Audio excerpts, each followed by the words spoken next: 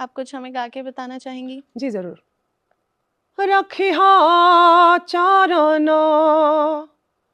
का शरण ए मोर गंगा जी हो,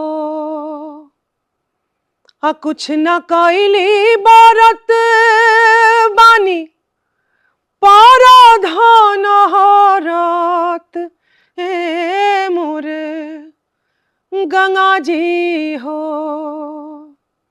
सब कुछ बगदल बारहन ए मोर गंगा जी हो, मन बउरइलन लालच मद में पारी गइलन, मन बउरइलन